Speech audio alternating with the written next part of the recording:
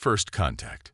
Commander Zekthar stood motionless before the observation deck, his four eyes fixed on the swirling blue-green planet below.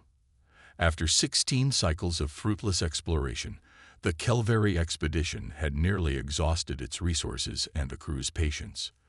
Their mission to map the outer reaches of the Andromeda sector had yielded nothing more than barren rocks and primitive microbial colonies.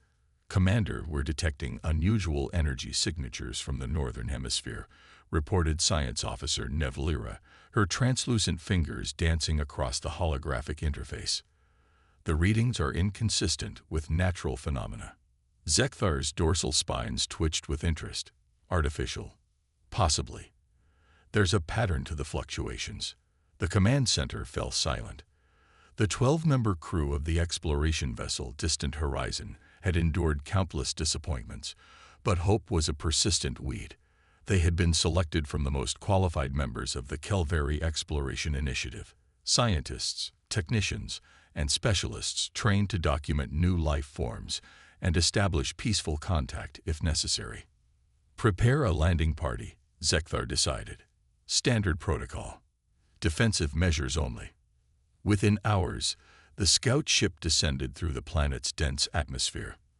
The landing party consisted of Zekthar, Nevlira, bioanalyst Tolvek, and security specialist Meradoz. Their vessel touched down in a clearing surrounded by towering vegetation unlike anything in their databases, plants with broad green appendages that swayed in the gentle breeze. Oxygen-nitrogen atmosphere, Nevlira confirmed, studying her instruments. Temperature and radiation levels within tolerable parameters for our physiology. Zekthar adjusted his exosuit and activated the external speakers. Proceed with caution. Stay within visual range. They emerged from the scout ship into the alien landscape. The gravity was slightly higher than they were accustomed to, making their movements more deliberate. The air carried strange scents, organic compounds, mineral traces, and something else, something unfamiliar. Tolvek collected samples methodically, his specialized appendages extracting specimens from the soil and vegetation. Remarkable carbon-based ecosystem, highly evolved. These plants utilized photosynthesis similar to those on Kelvar Prime, but with significant variations. Meradoz remained vigilant, her sensory tendrils extended to their maximum range. The energy signature is stronger to the northwest, approximately 3 kilometers. They traversed the alien terrain for nearly an hour, documenting everything they encountered. The landscape gradually changed from dense vegetation to rocky outcroppings and eventually revealed a valley nestled between towering mountains. And there it was, the source of the energy readings. By the ancestral light, whispered Nevlira, her voice barely audible through the communication system. Below them stood structures of unmistakably artificial origin. Angular buildings of metal and composite materials formed a compact settlement. Mechanical devices moved earth and rock at the periphery. Energy conduits connected various facilities, pulsing with power. But it was the inhabitants that froze the Kelveri in place. Bictal creatures moved purposefully throughout the settlement. They were covered in artificial layers rather than natural protection, and they communicated through what appeared to be vocalized sound patterns. Their appendages were strangely jointed, and they lacked any visible sensory tendrils. An unknown sentient species, Zekthar observed, his scientific training temporarily overcoming his astonishment, advanced enough for complex structures and energy manipulation. They're extracting something from the mountainside, Meradoz noted, her security training bringing tactical considerations to the forefront. A mining operation, perhaps. Tolvek adjusted his biosensors. Their biochemistry is unusual. Carbon-based, like the surrounding ecosystem, but with a completely different evolutionary path than anything in our records. We should withdraw and report to the Council, suggested Meradoz. This discovery changes everything. But before they could retreat, a tremor shook the ground beneath them, small at first, then violently increasing in intensity. The alien settlement's warning systems activated, flashing lights and audible alerts that needed no translation. Seismic instability, Nevlira reported urgently, and it's intensifying rapidly.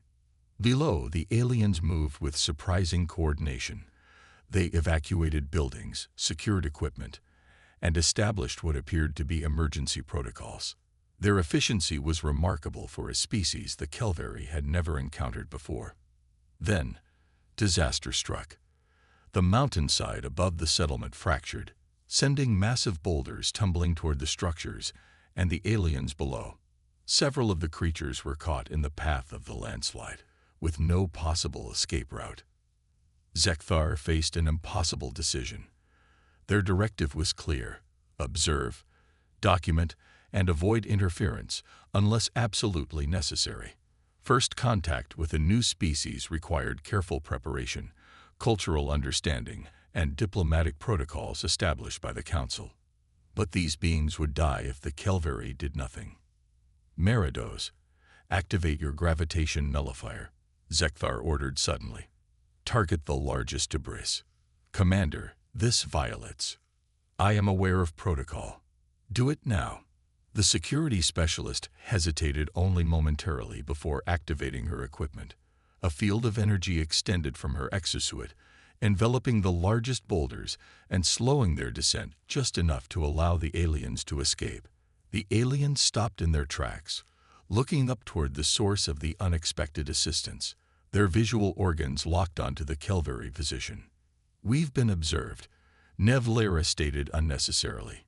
It seems first contact has been established, Zekthar replied, stepping forward where the aliens could clearly see him, though not in the manner prescribed by the Council. One of the aliens, distinguishable by markings on its artificial covering, separated from the others and took several steps toward the Kelveri. It made a gesture with its upper appendages, palms facing outward and empty. A non-threatening display, interpreted Tolvek, possibly a greeting or acknowledgement. Zekthar repeated the gesture, extending his primary manipulators with palms open. The tremors had subsided, but the danger remained. The alien settlement had sustained damage, and several of their structures were compromised. Emergency measures were clearly underway, with some aliens attending to injured companions while others assessed the structural integrity of their facilities. They're vulnerable, noted Meridos. We could simply return to the ship and observe from orbit. Zekthar considered this option briefly before dismissing it. No, we've directly intervened.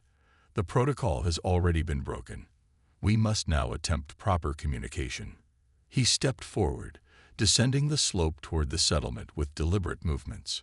His crew followed reluctantly, their training at odds with the unprecedented situation. As they approached, the aliens gathered in a defensive formation. They carried tools, not weapons, but their posture suggested readiness for conflict if necessary. The lead alien, the one who had made the gesture, stood at the forefront, its facial features arranged in an expression the Kelveri could not interpret. The creature produced sounds, complex vocalizations that the Kelveri's translation systems could not process without sufficient linguistic reference points. We need to establish basic communication, Zekthar said to his team. Nevlira, initiate first contact visual protocol. The science officer activated a holographic display that projected from her exosuit.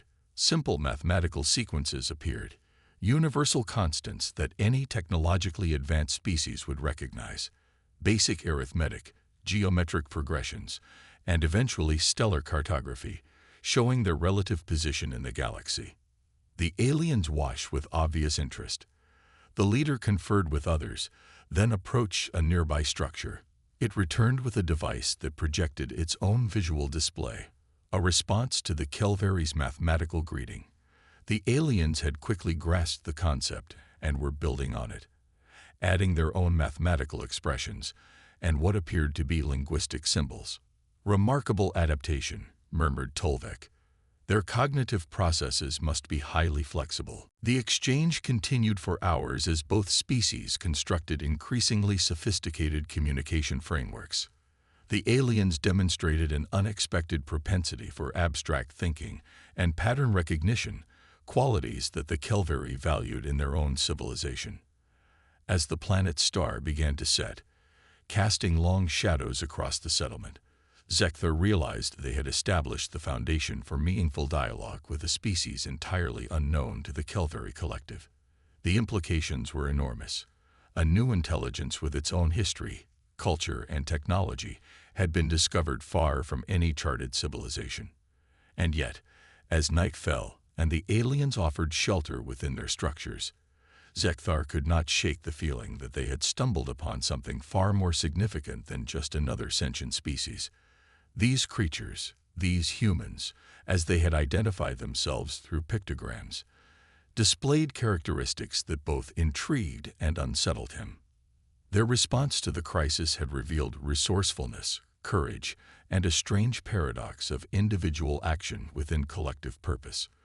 They took risks that seemed irrational, yet achieved outcomes that were undeniably effective. As Zekthar settled into the alien structure, surrounded by creatures whose existence had been unknown to his people just hours before, he wondered what the next planetary rotation would bring, and how the discovery of humanity would change the Kelveri forever. Unlikely alliance. Dawn broke over the settlement, painting the sky in hues of amber and violet. Commander Zekthar emerged from the shelter provided by the humans, his exosuit sensors analyzing the changing atmospheric conditions. The rest of his landing party had maintained surveillance shifts throughout the night cycle, documenting every observable aspect of human behavior and technology. Report, he requested over their secure communication channel. Their language acquisition capabilities are extraordinary. Nevlaira responded immediately. They've been working continuously on translation algorithms. I estimate rudimentary verbal communication will be possible within hours, not days as our protocol suggested.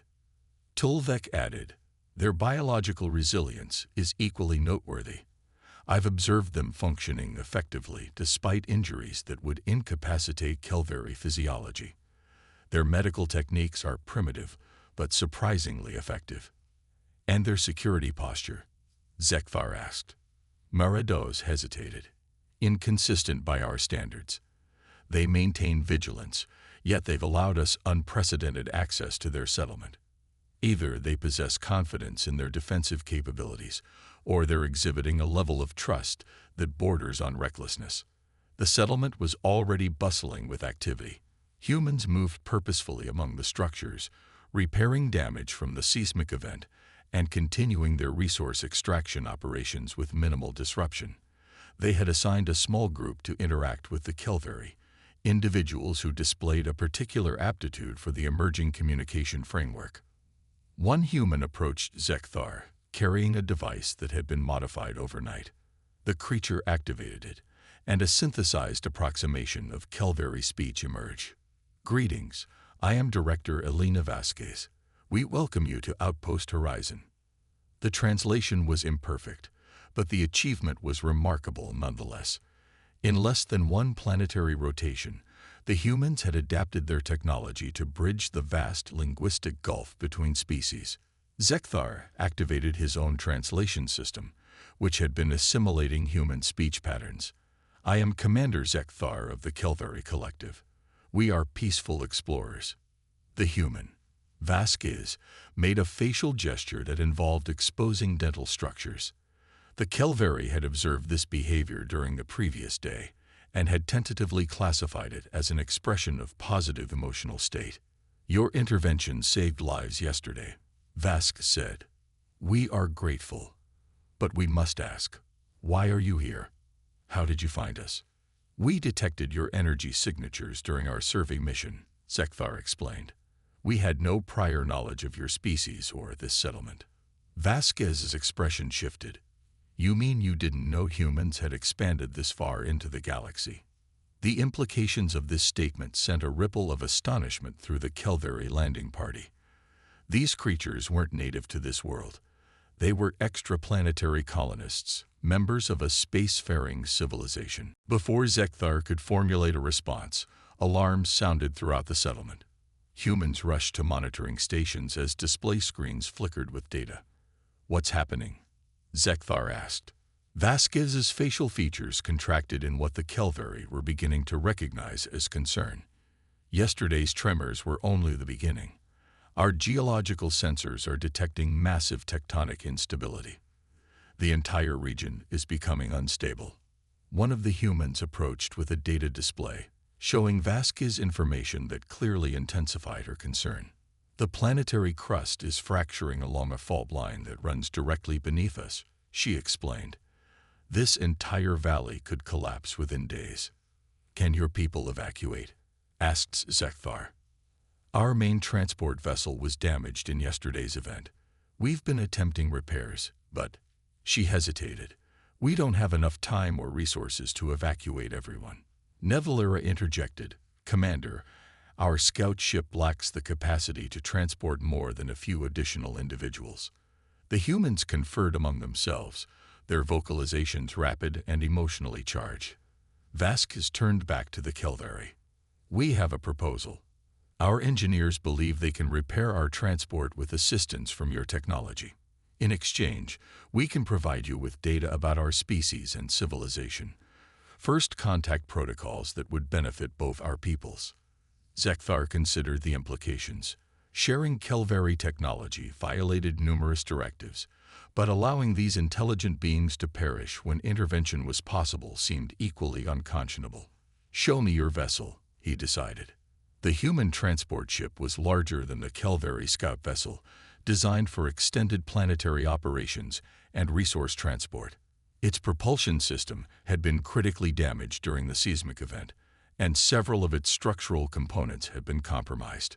Human engineers worked alongside Kelveri specialists, creating an unprecedented technological collaboration.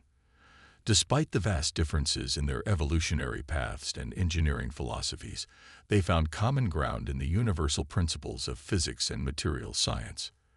Their approach is unorthodox, Nevalera observed privately to Zekthar as they watched humans improvising solutions with limited resources. They implement modifications that our safety protocols would never permit, yet their adaptations are fundamentally sound. They operate with greater autonomy than our specialists, Zekthar noted. Each individual appears empowered to make decisions without hierarchical approval. The collaboration accelerated as the two species developed increasingly sophisticated methods of communication. Humans demonstrated an alarming willingness to test unproven solutions, but their intuitive grasp of complex concepts allowed them to assimilate Kelveri engineering principles with remarkable speed. Meanwhile, the planet beneath them continued to destabilize. Seismic tremors increased in frequency and intensity, forcing frequent pauses in the repair efforts. The settlement's infrastructure began to fail, with power fluctuations and structural collapses becoming commonplace. On the third day, catastrophe struck. A major tremor collapsed the mining shaft, trapping several humans beneath tons of rock and debris. Without hesitation, both humans and Kelveri rushed to the rescue operation.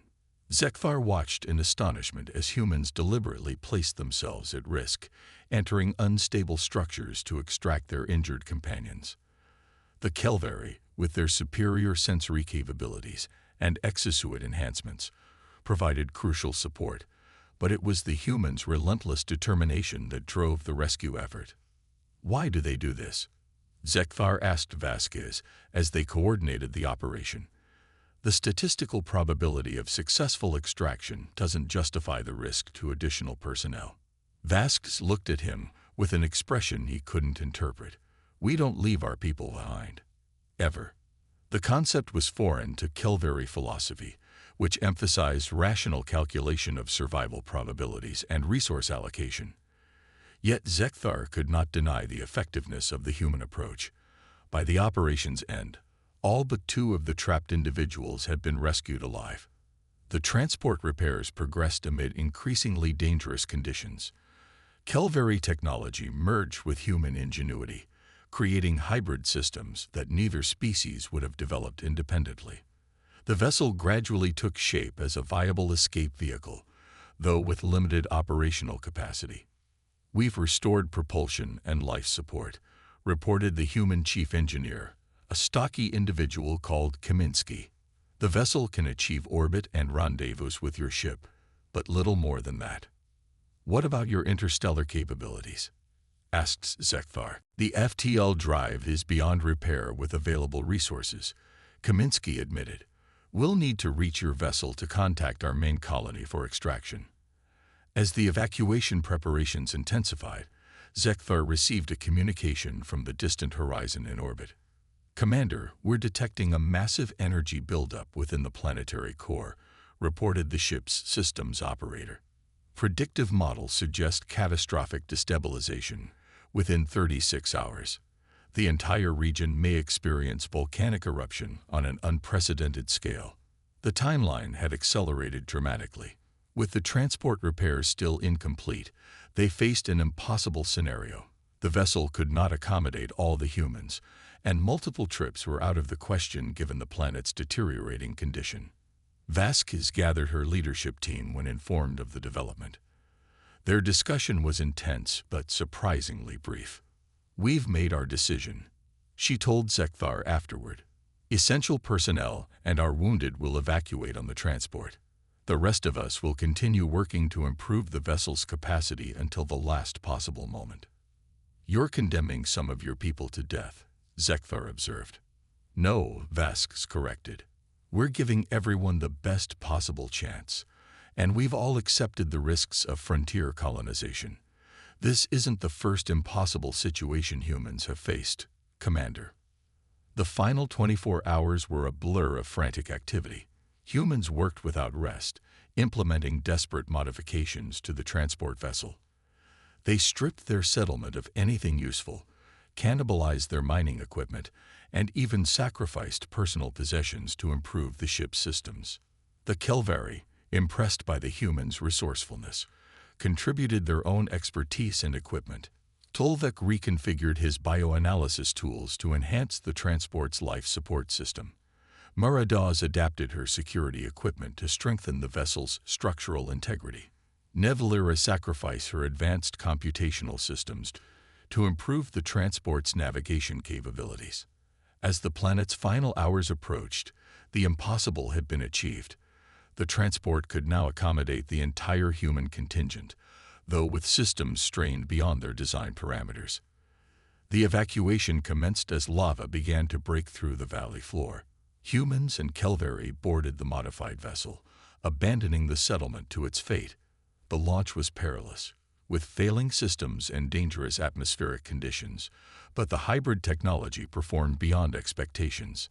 As they achieved orbit and approached the distant horizon, Zekthar stood on the transport's bridge beside Vasquez, watching the planet below erupt in catastrophic geological upheaval. Your species is unlike any we have encountered, he admitted. Your methods defy our logic, yet achieve results we would consider impossible.